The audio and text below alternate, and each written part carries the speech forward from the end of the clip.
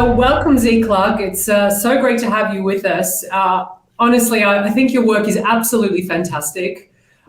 You're a true pioneer in the BIPOC community, which is great. And your work is just so important and so relevant today.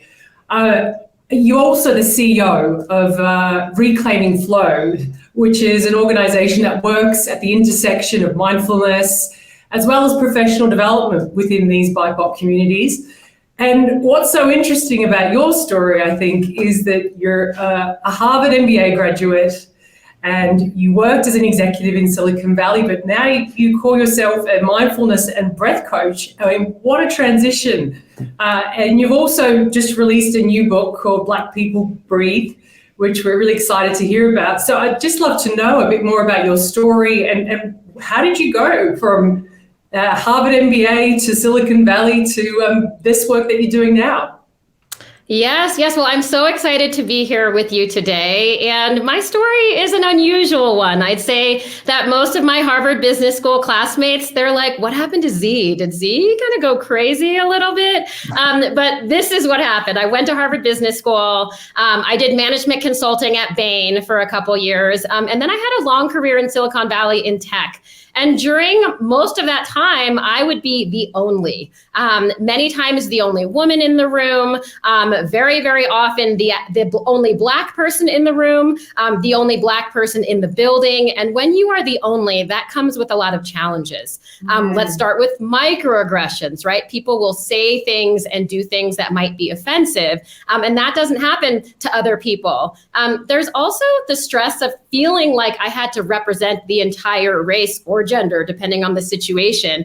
And then that requires you to feel like you need to outperform everybody else. And so ultimately that led to burnout.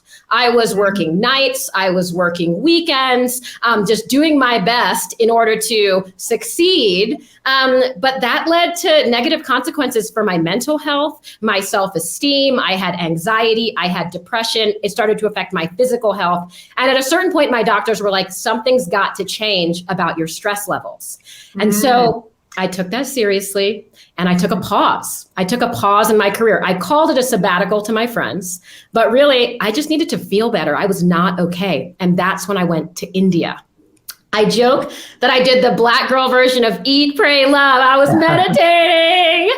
I was doing yoga, doing all these things to try to make myself feel better. And it did make me feel better. I had never felt so good in my entire life. And so I wanted to share these tools with others. So I started teaching a little bit here and there. And I realized that most of the people that went to my classes, sound healing, breath work, meditation, I was living in Denver at the time, and they were white. And I love all people. I love all people, except I realized that Black people need these tools most, that these tools I learned in India are much more powerful outside of the yoga studio and in the context of everyday life. When someone says something offensive at work, when you realize that you keep hitting your head on the glass ceiling, those are the moments that the breathing practices I learned in India have come in very handy. So what ended up happening is the George Floyd summer happened. I ended up getting another, corporate job, and being the only Black person, a lot of requirements of my time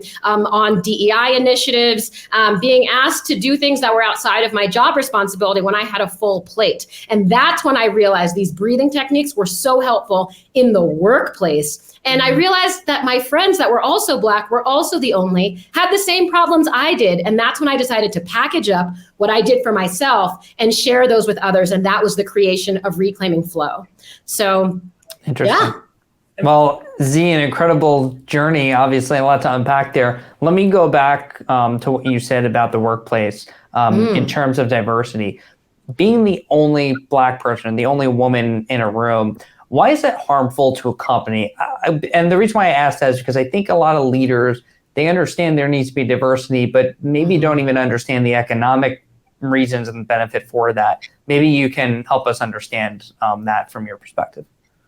Yes. Well, when you ask people what are the benefits of diversity, the typical answers are, well, there's diversity in thought. We can solve problems better. And ultimately, that leads to, an improvement in the bottom line. But I think a lot of people don't understand how you get from diversity to profits, right? It's feels like a really, really big jump. And so I want to bring it back to the day to day and about productivity and performance of the workforce, right? So when I am the only, and when somebody is the only in the room, that comes with a lot of stress. That stress leads to anxiety. That stress can lead to low self-esteem when you're treated differently than others.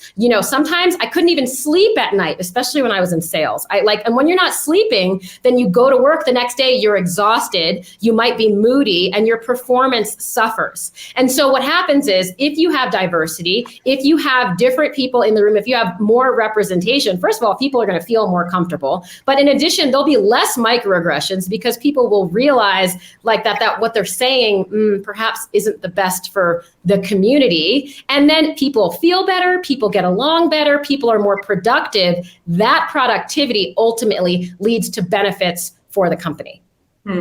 Great. And I love that you use the word healing. And healing in the workplace. I'm coming from Silicon Valley. I'm surprised that we haven't seen a title like a Chief Healing Officer.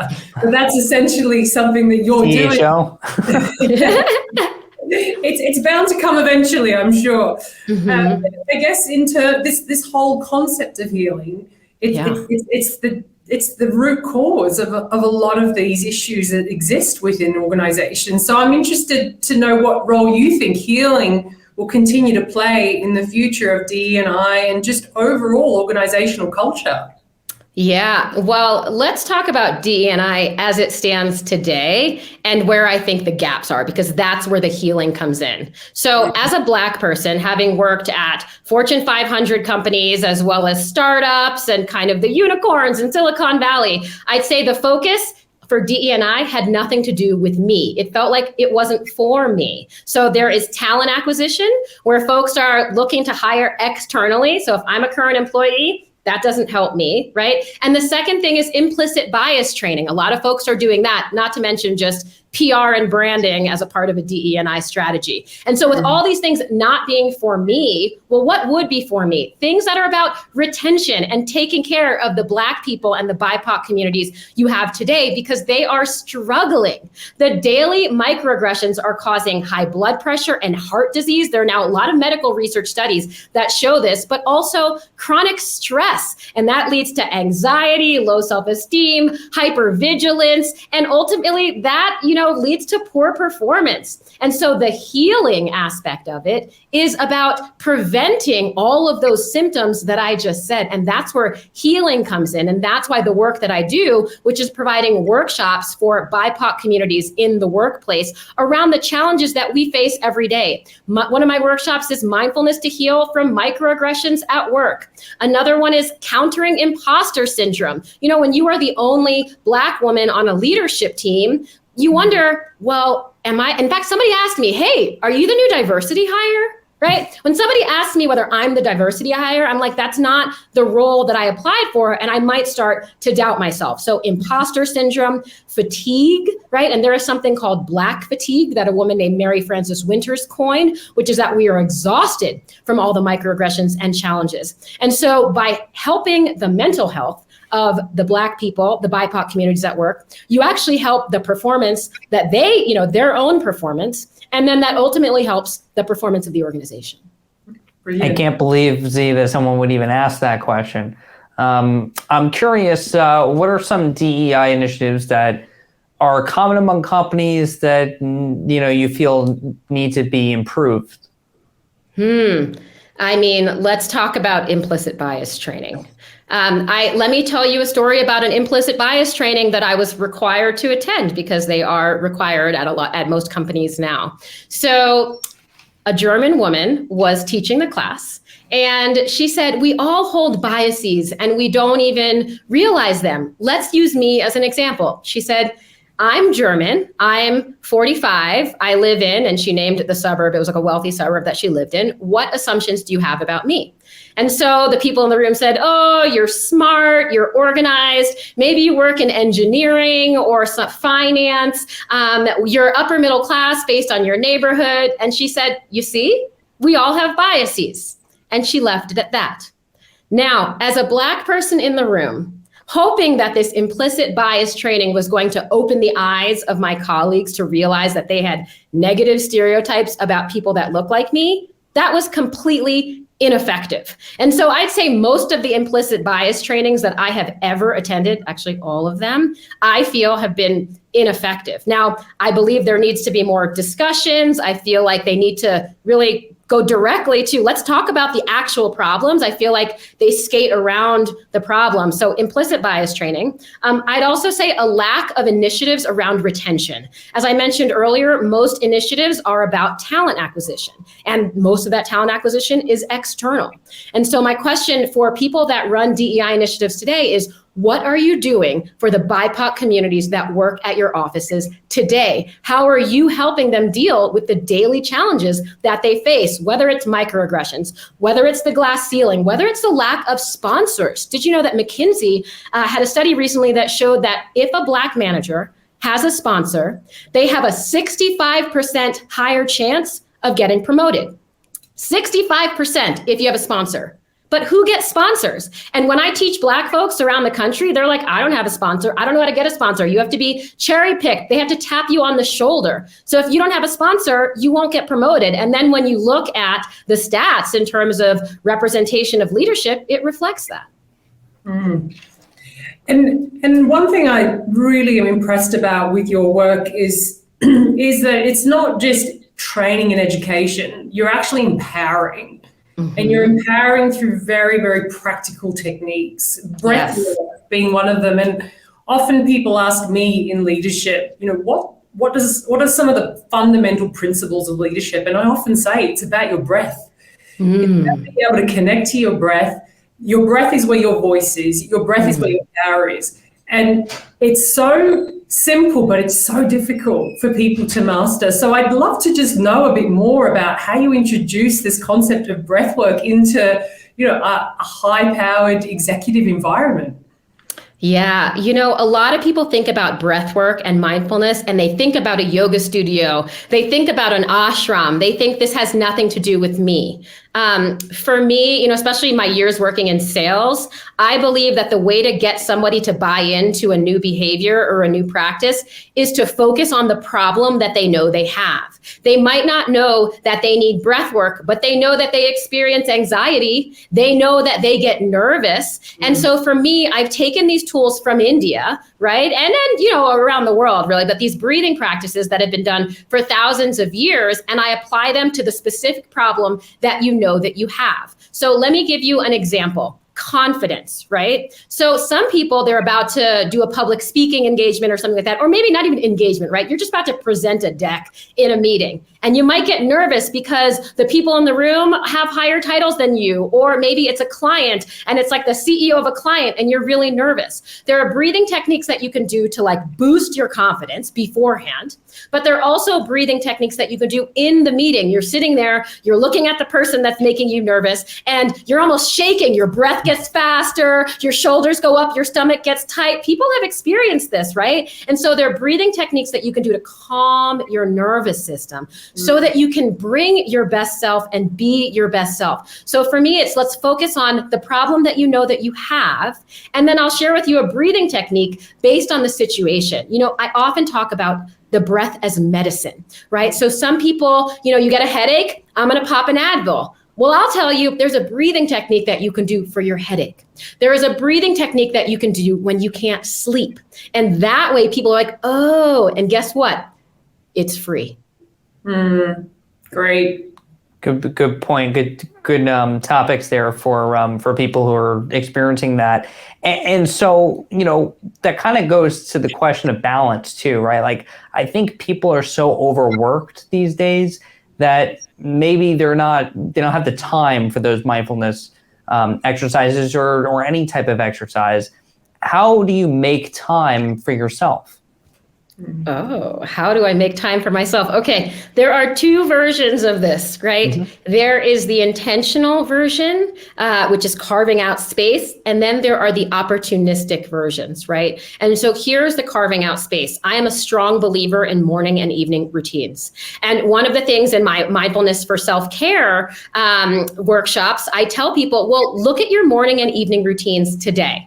All right, just look at them. I have people, imagine, I have them write it down. What are you doing today? And then after you read what you wrote down, well, if you were to be intentional, what might you change? And so let me share some things that I noticed and I changed, right? My phone was my alarm clock. How many people have your phone as your alarm clock? Well, then what happens? You pick up your phone in the morning and suddenly you're either scrolling on Instagram, clicking on a link for news, or you're reading a work email. And then suddenly I don't know if this has happened to you, but I've definitely been in bed and I'm like responding to an angry work email, from bed. It's terrible. Instead, I bought an alarm clock, the kind that is like the sun rising, right? And with different sounds, and my phone is out of my room. And so I created a morning routine where as soon as I wake up, I meditate for 10 or 20 minutes, right? During that time, I might also be doing some breathing practices. Then I journal for a few minutes, and a gratitude lists are super helpful. So I'll just say, in the morning as well as in the evening before you go to bed, no screen time, protecting that time for you and self-care. That's the intentional approach. Now here's the opportunistic approach. When you're in a meeting and it ends early, and they're like, I'm just going to give you some time back. I love that line. I'm just going to give you some time back. Now, the previous version of me would be like, great, let me get on email. Let me Slack this person. I got extra time to finish this thing, but it's only 3 minutes or 5 minutes, right? But you can't do anything substantial. In those moments, I invite people to stretch, do some neck rolls, do some shoulder rolls, right? Rotate your wrists. During those moments, I invite you to just take a few deep breaths. It doesn't take more than a couple minutes. So people that say, I don't have time, you have 2 minutes. And granted, you might not have time for my full morning routine, but you can pick one thing and do it for 5 minutes. Everybody has 5 minutes. Very interesting. And so incredible how often we don't check in on ourselves during the day, right? And it only takes a few minutes just to check in and see how we're doing. Yes. Yeah, I'd love to know a bit more about your book, Black People Breathe. It's a beautiful guide to racial healing. And what inspired you to write the book? And tell us a little bit more about what's included and what people can learn from it. Yeah. Well, it's called Black People Breathe, as you said, and it's because I was tired of hearing, I can't breathe. I mean, let's rewind back to the summer of 2020, George Floyd. I can't breathe was everywhere. And it wasn't just, George Floyd. For example, I play violin, and I played violin in a violin vigil for a man named Elijah McClain. He was a 23-year-old Black violinist, and he was walking home from the convenience store. And then somebody called the police, said he looked suspicious. The police came, they brought I forget who did this, but somebody actually injected him with ketamine, and then he died on the way to the hospital. Okay. And so all of the emotions, you can imagine, I'm a Black violinist, right? Another Black violinist was just murdered, right? Unarmed. And so a lot of charged emotions from just watching the murder of Black people. And then in addition to that, dealing with the challenges of being Black in America.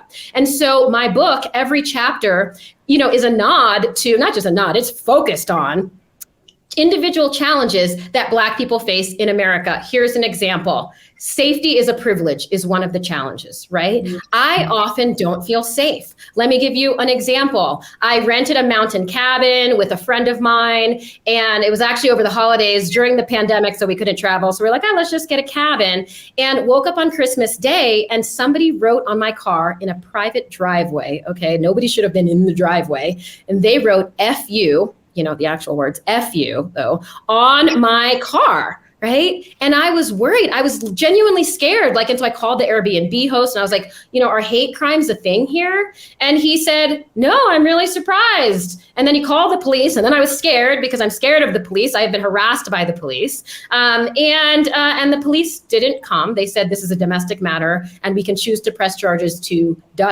because they weren't going to investigate. So we'd have no idea. So what do you do when you can't sleep because you are scared, right? That's an example. Or I have another chapter called Shopping While Black. And in that chapter, I share a story of when I went to the grocery store. I spent $220 at the grocery store. I am a vegan. And somebody at the grocery store called the police and said that I stole deli meat. Okay, that's why it's important that I'm a vegan, because the police came and they were really mean to me. And then they were like, where's the meat? Where's the meat? And then they started searching all of my bags. And I was on a cross-country camping road trip. So my car was like filled with, sleeping bags and camping meat. I was going to be like 2 weeks, right? And they went through every single bag in my car looking for the meat, even though we'd already been through the receipt. We went through $220 worth of vegetables, right? So what sort of breathing techniques can you do when you get stopped by the police? Because we all know that Black people often get murdered by the police. And so I did some breathing techniques in that moment to calm my nervous system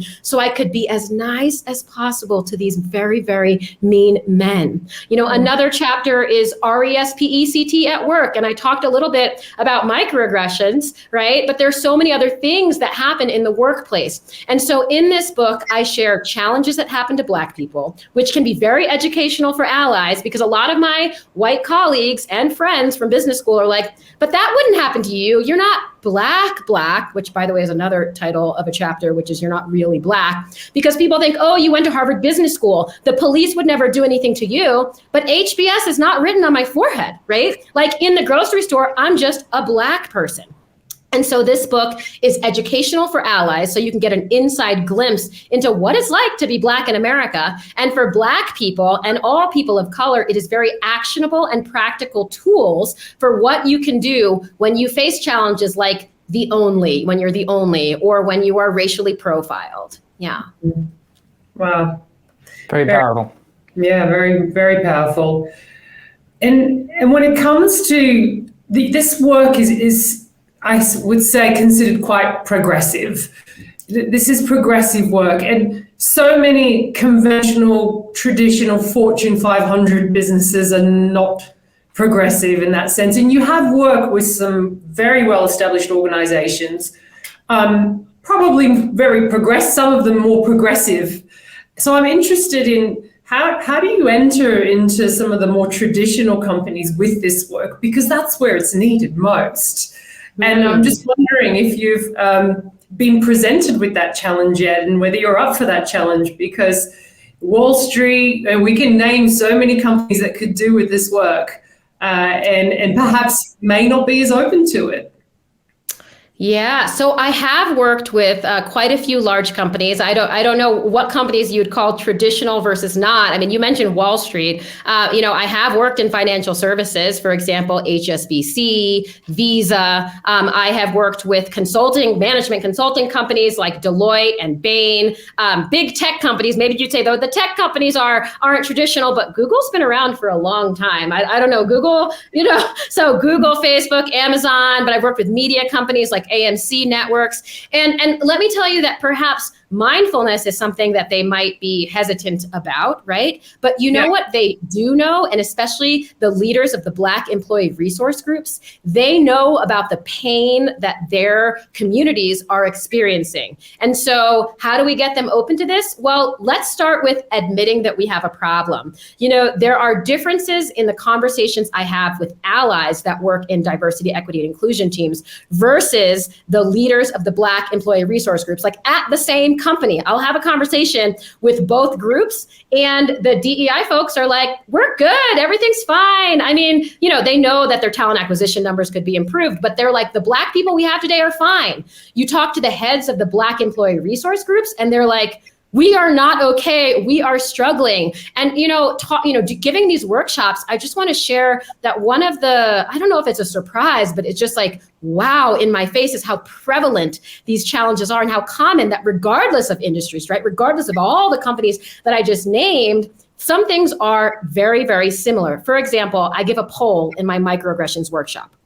I say, which of these have you experienced? At one company, 100% of the people in the workshop said this, ignoring my comment, and then somebody else says the same thing and gets applauded. Okay, 100% of the Black people at a company. At another company, 80% said, what people act surprised at the way I speak, my education, or other talents. I mean, I can't tell you, sometimes I'll go to a meeting and I'm the boss, right? But the client or somebody will assume that I'm not the boss. They immediately go to the white person and be like, so tell me about your team. And then they're like, actually, Z's the VP, right?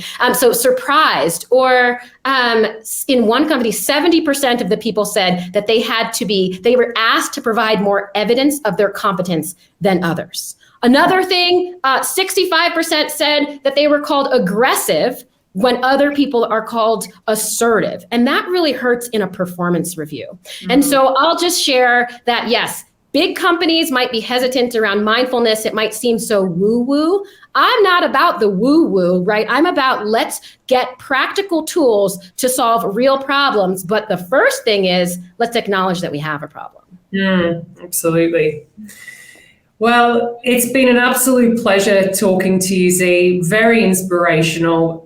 Can't wait to see how your work continues to pioneer in this space. And thank you very much. It's been great. Thank you. It was a pleasure to be here.